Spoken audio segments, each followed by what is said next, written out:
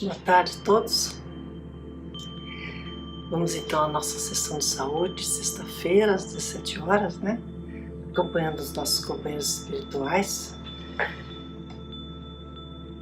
E que Deus então abençoe a nossa reunião. Jesus esteja conosco. E agradecemos profundamente pela oportunidade de estarmos aqui juntos. Pai nosso que estais no céu, santificado seja o vosso nome, venha a nós o vosso reino, seja feita a vossa vontade, assim na terra como no céu. O pão nosso de cada dia nos dai hoje, perdoai as nossas ofensas, assim como procuramos perdoar a quem nos tem ofendido.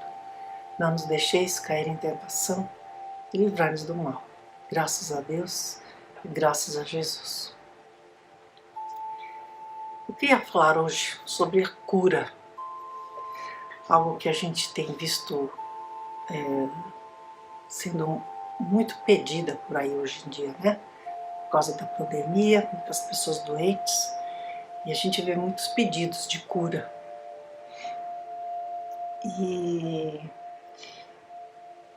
Então vamos analisar, né, essa atitude de pedir a cura, né?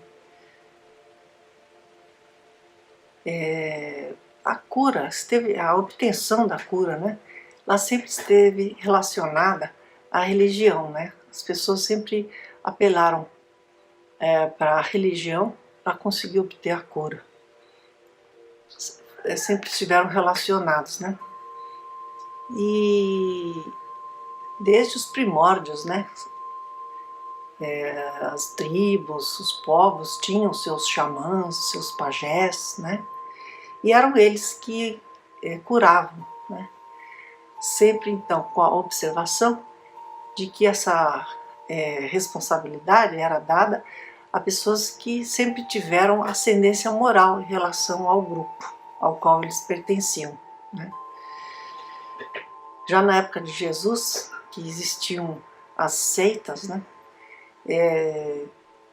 Nós lembramos dos fariseus, por exemplo, que era uma seita religiosa, muito conservadora, né? Mas nem por isso tratava de cura. Na verdade, eles eram muito apegados à palavra e às aparências externas. Era uma seita que, apesar de todo o conservadorismo, seguindo as estruturas, na verdade eles usavam a religião para uma ascensão social e para adquirir poder. Era uma seita de pessoas muito poderosas, eram os doutores da lei, né? E já seitas como dos essênios e terapeutas, esses não. Esses realmente seguiam as estruturas no sentido moral, né? Eles realmente se dedicavam, né, às virtudes, eles cultivavam as virtudes que as escrituras ensinavam, eles se dedicavam a servir, né, e a curar, servir o próximo, né, e a curar, tanto que os terapeutas ganharam esse nome, né? Terapeutas tem a ver com cura. Não precisa nem dizer que essas seitas se extinguiram com o tempo, né? Porque eles não eram beligerantes, né? Eles eram da paz e eles desapareceram muito rápido na história, né? Se nós virmos, eles são mencionados logo na introdução do Evangelho, né? Se nós virmos no Evangelho, existem cerca de umas 35, essa palavra cura, aparece cerca de umas 35 vezes. Eu dei uma procurada, né? E seja na forma de cura, como o verbo curar, como curativo, curador, mas nem por isso o Espiritismo promete a cura, os milagres, né? O Espiritismo, na verdade, não promete milagres. Porque muita gente procura a casa espírita, né, procurando por milagre, né, por cura para alguma doença ou para alguma perturbação física, algum problema assim. E essa não é a proposta da casa espírita. A casa espírita dá consolo, né? Quem decide sobre a cura é Deus. Então é uma ilusão aqueles que procuram a casa espírita buscando a cura. Isso sempre tem que ser deixado bem claro, né? E a nossa casa faz isso, né? Nossa sessão é de saúde, né? Onde as pessoas buscam consolo, né? Para suas aflições.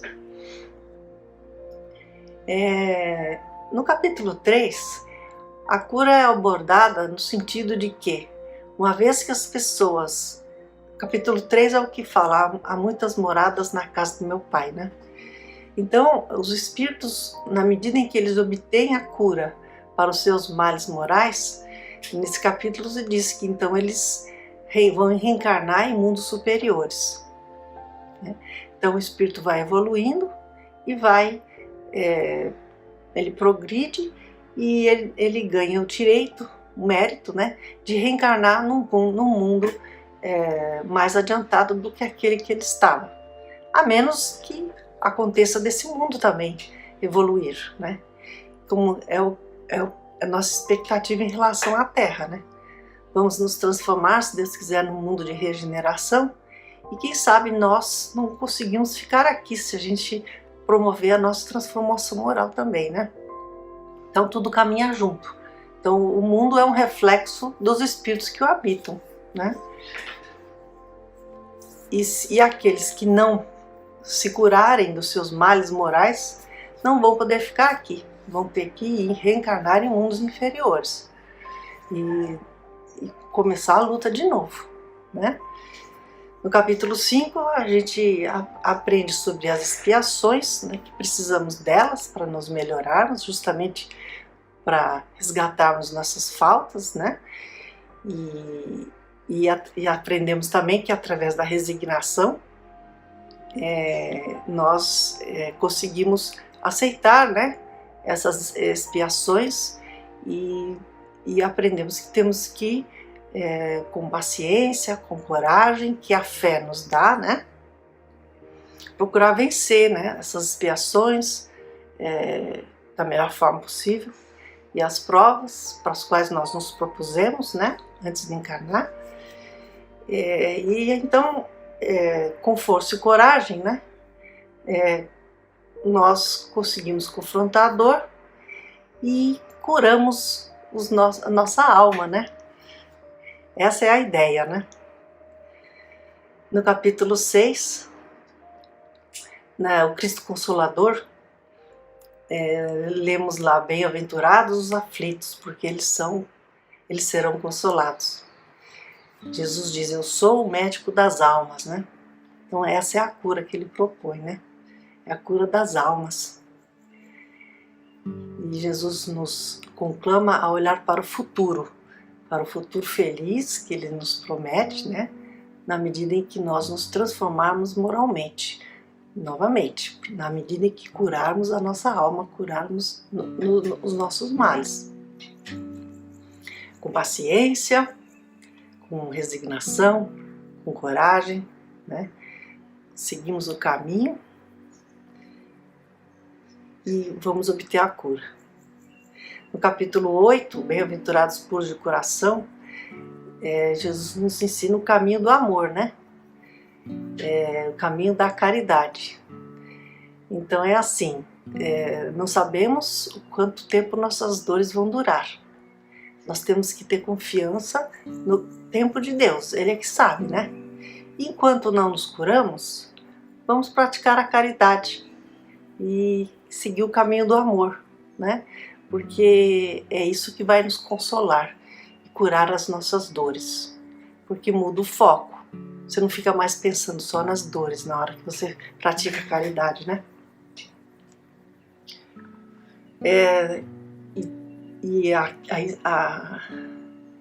O ensinamento aqui é assim: antes de curarmos os nossos males físicos, vamos curar os nossos males morais. Então vocês veem que a cura está sempre ligada à nossa transformação moral, nem tanto a nossos males físicos, a cura dos males físicos, né? Porque todo mundo pede a cura, mas eu não vejo ninguém pedir cura específica dos males morais. As pessoas, quando pedem a cura, estão pedindo a cura dos males físicos, né? E não é isso que vai nos ajudar, na verdade, na nossa evolução espiritual. Lembrando que às vezes nós precisamos desses males físicos, né? No capítulo 19, a fé que transporta montanhas, aprendemos sobre a fé humana e a fé divina, né? Temos que ter fé no nosso magnetismo pessoal. Ainda não na nossa fase de evolução ainda isso não está muito desenvolvido, né? Somos deuses, temos o poder, né? Através desse magnetismo, de nos autocurar, na medida em que curamos nossos males morais, né? Temos que ter fé nos fluidos espirituais que com a mediunidade nos curam, né?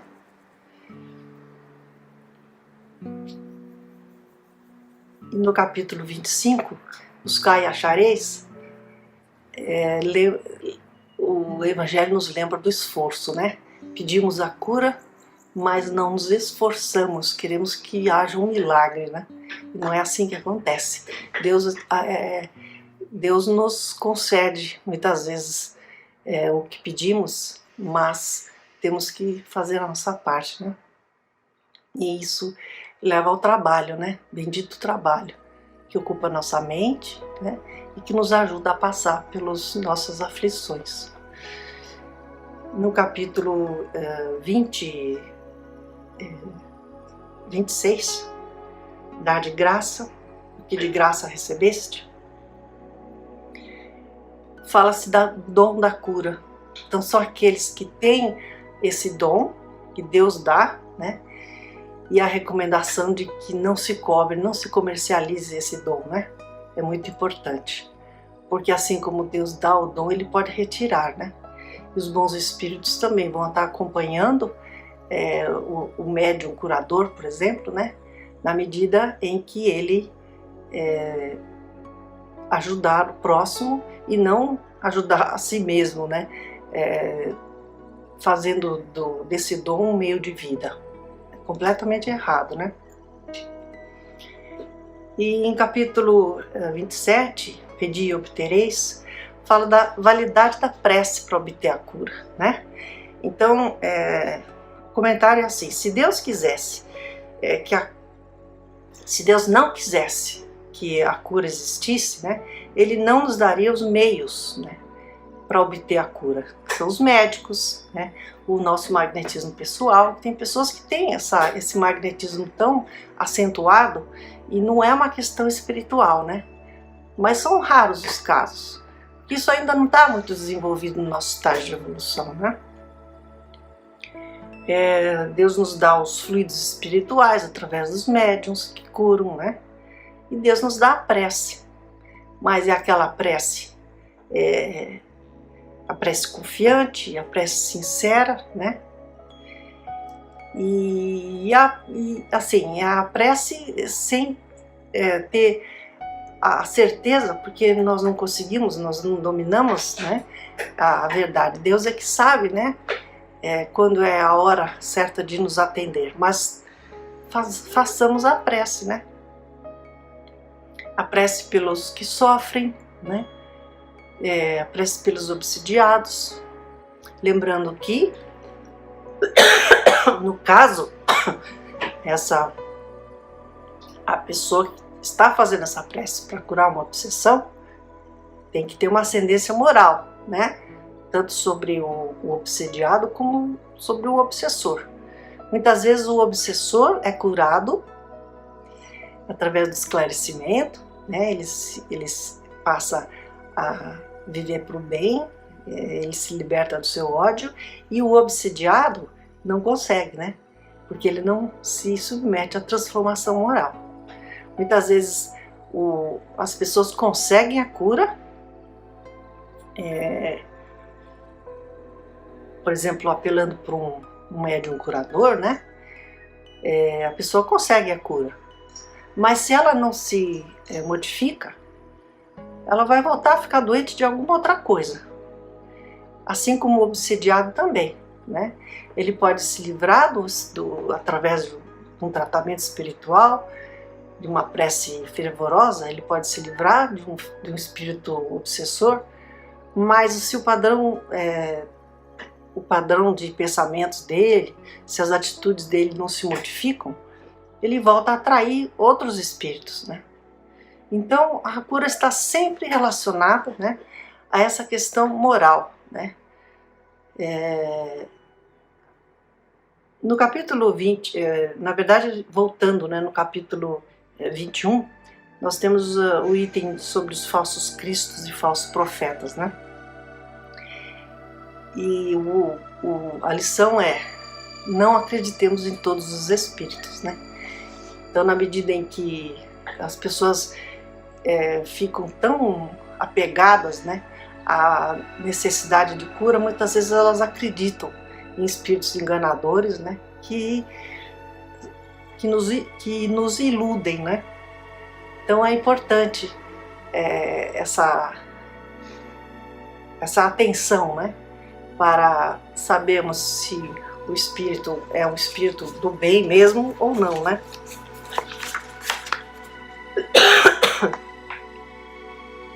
Podemos ler aqui no Evangelho, diz assim: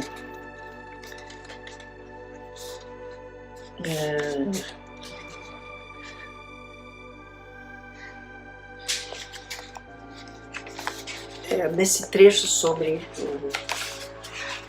os espíritos enganadores, né?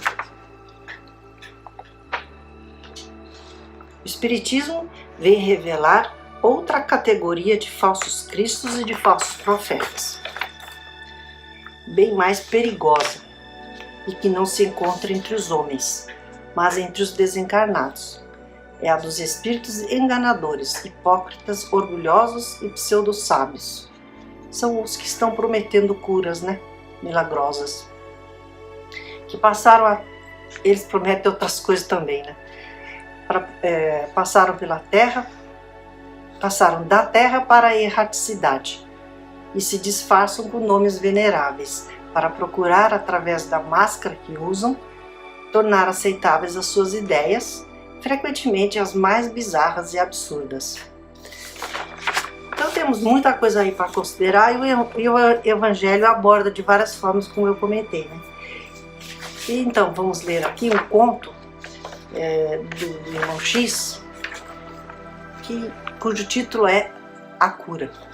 Então vamos à leitura. Esse conto A Cura está no livro Estante da Vida, do irmão X, psicografado pelo Chico Xavier, né? Então diz assim: encontraram-se um dia um mensageiro do Evangelho, o fornecedor de milagres, ao pé do homem doente que rogava socorro, e travou-se entre eles um curioso debate.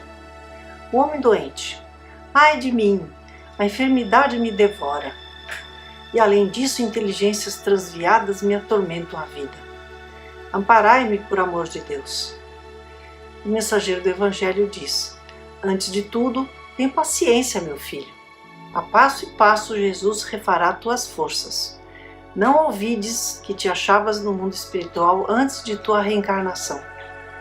Agoniado qual te vês, e que por este motivo, antes da tranquilidade para o corpo, importa a segurança da alma. Sofrimento é caminho para a verdadeira restauração. E o fornecedor de milagres diz: ninguém precisa solenizar o desequilíbrio.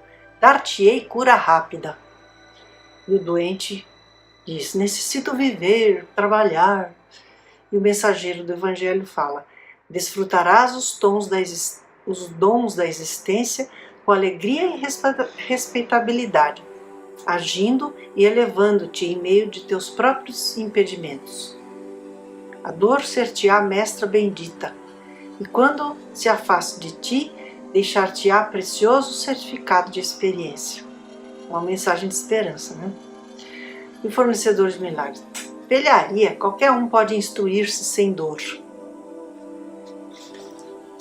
O mensageiro do Evangelho diz: unicamente quando haja construído a harmonia divina no mundo de si mesmo.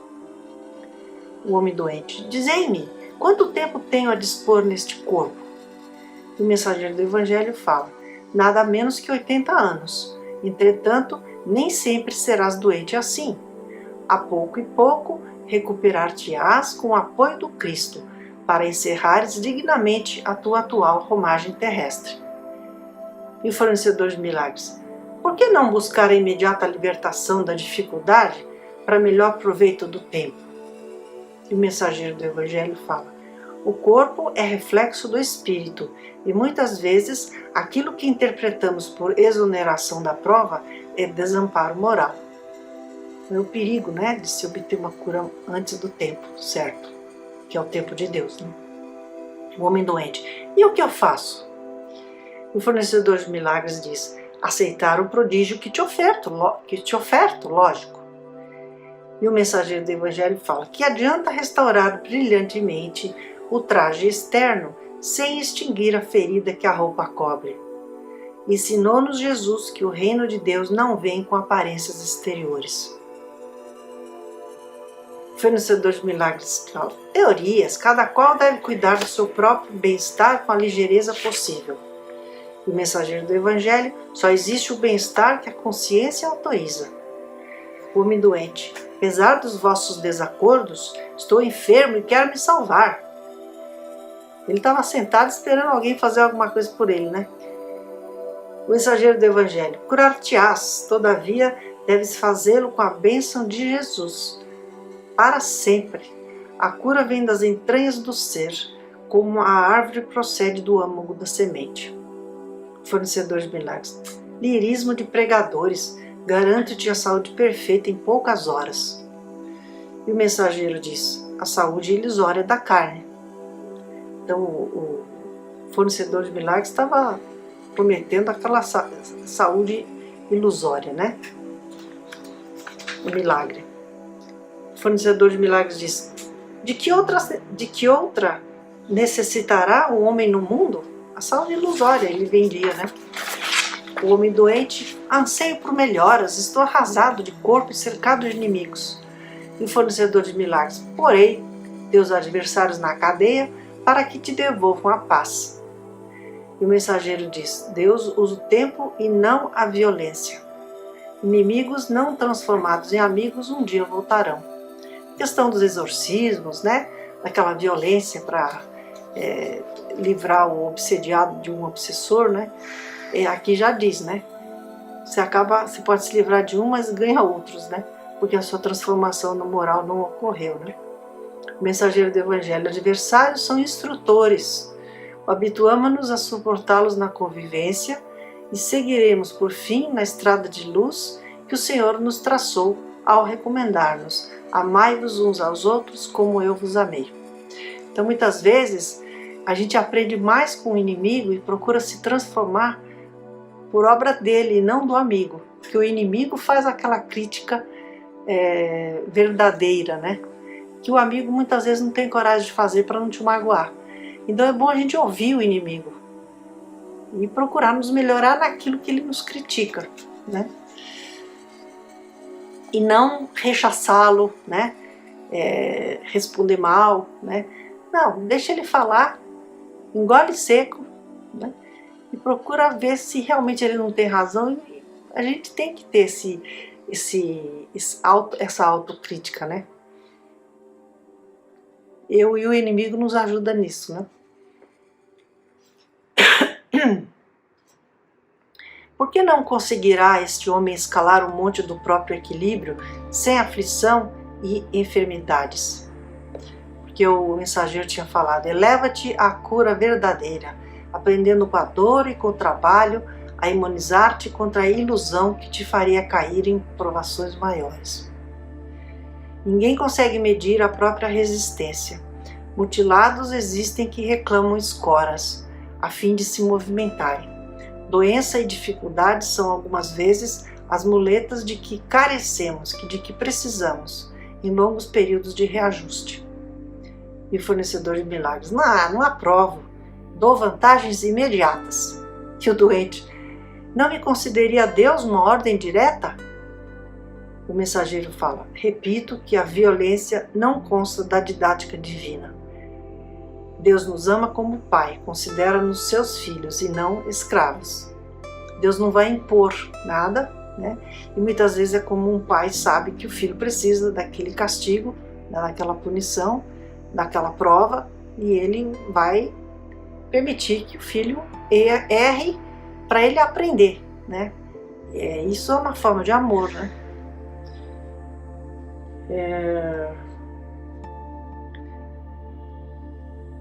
E o fornecedor de milagres diz: se tens o direito de optar, é inútil que hesites. Muito melhor que eu te liberte hoje que persistires em sofrimento até não sei quando. E o homem doente lá, sem saber para que lado ia, né? E o mensageiro fala: és livre na escolha. Deus lhe dá o livre-arbítrio, né? E o homem doente aceitou, decidido, a mão que o fornecedor de milagres lhe estendia. E para logo se viu restabelecido e eufórico. Então foi curado, né? Em 6 meses, impressionado pelas aparências físicas dominantes, realizou matrimônio com riquíssima herdeira e senhoreou vasta fortuna, com destacada posição nos galarins sociais. Entretanto, o ambiente mais elevado, clima natural e adequado para os homens de espírito sadio, para ele, que era um homem doente da alma, né, se converteu em trapézio para a queda infeliz. Foi assim que em 6 meses atingiu culminâncias, e em 12 complicou-se em aventuras delituosas, em 15 confiou-se ao abuso do álcool, em 20 largou-se à morfina, e passados precisamente 2 anos, antes dos 36 de idade, desceu para novos precipícios de sombra, num suicídio mascarado de acidente espetacular. Então, fica bem claro, né? Que nós precisamos muitas vezes das nossas aflições, né? Para nos aprimorarmos moralmente, né? E no Evangelho, eles, no capítulo 28, coletânea de preces espíritas, aqui nós temos exemplos, né? Porque a gente fala, então como é que vai ser a prece, né? E aqui nós temos alguns exemplos, eu vou ler para vocês. Prece para o doente pronunciar. Então é o doente que é um exemplo de prece para o doente. Senhor, vós sois toda justiça, e se me enviastes a doença é porque a mereci, pois não fazeis sofrer sem motivo. Coloco a minha cura, portanto, sob a vossa infinita misericórdia. Se for de vosso agrado restabelecer minha saúde, darei graças a vós. Se pelo contrário eu tiver de continuar sofrendo, da mesma forma darei graças. Submeto-me sem murmurar aos vossos decretos divinos, porque tudo o que fazeis só pode ter por fim o bem das vossas criaturas. Fazei, ó meu Deus, que esta doença seja para mim uma benéfica advertência, levando-me a examinar-me a mim mesmo. Aceito-a como uma expiação do passado e como uma prova para a minha fé e a minha submissão à vossa santa vontade. Então você vê que em nenhum momento a pessoa realmente pede pela cura diretamente, né? E a prece que se pode fazer por um doente. Meu Deus, são impenetráveis os vossos desígnios e na vossa sabedoria enviastes a fulano, que seria a pessoa pela qual você pede, né, uma enfermidade. Voltai para ele, eu vos suplico, um olhar de compaixão e dignai-vos por um termo aos seus sofrimentos. Bons espíritos, vós que sois os ministros do Todo-Poderoso, secundai, eu vos peço o meu desejo de aliviá-lo. Então ele realmente pede, né, o alívio, mas com todo respeito e com todo conhecimento, né, sobre o poder de Deus sobre nós. Dirigi o meu pensamento a fim de que possa derramar-se sobre o seu corpo como um bálsamo salutar e sobre a sua alma como uma consolação. Inspirai-lhe a paciência e a submissão à vontade de Deus. Ele aqui admite que a prece pode não ser atendida imediatamente, né? E dá-lhe a força de suportar as suas dores com resignação cristã para não perder os resultados dessa prova por que está passando. Depois tem a prece para o médium curador. Meu Deus, se quiserdes vos servir de mim, apesar de tão indigno, poderei curar esse sofrimento, desde que seja essa a vossa vontade. Em nenhum momento o médium sabe que a cura não vai ser efetuada por ele, vai ser por vontade de Deus. Porque tenho fé no vosso poder. Sem vós, porém, nada posso. Permiti aos bons espíritos impregnar-me com seu fluido salutar, a fim de que o possa transmitir a este doente, e afastar de mim qualquer pensamento de orgulho e de egoísmo que lhes poderia alterar a pureza. Então essa questão de cura é coisa séria, né? Vamos nos ater ao nosso aprendizado sempre, né? E se pedirmos, claro, no momento de desespero, pedimos para um parente querido, para um amigo, né? Pedimos com muita fé, né?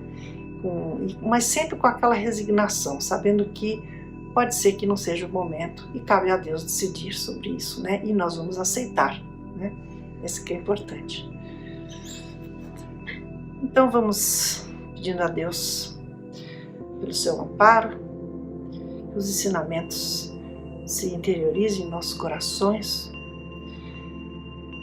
que sempre apelemos para a prática da caridade, seguindo o caminho do amor, para que possamos enfrentar as nossas aflições conforme Deus, conforme o desejo de Deus, né? Que Deus ampare a todos que sofrem nesse mundo e aos profissionais de saúde que tanto se expõem para nosso cuidado, né? É um grande exemplo de amor ao próximo. Que nos espelhemos nessas atitudes e façamos a nossa parte. Pai nosso que estais no céu, santificado seja o vosso nome. Venha a nós o vosso reino, seja feita a vossa vontade, assim na terra como no céu. O pão nosso de cada dia nos dai hoje. Perdoai as nossas ofensas, assim como procuramos perdoar a quem nos tem ofendido. Não nos deixeis cair em tentação, e livrai-nos do mal. Graças a Deus e graças a Jesus. Obrigada. Boa tarde.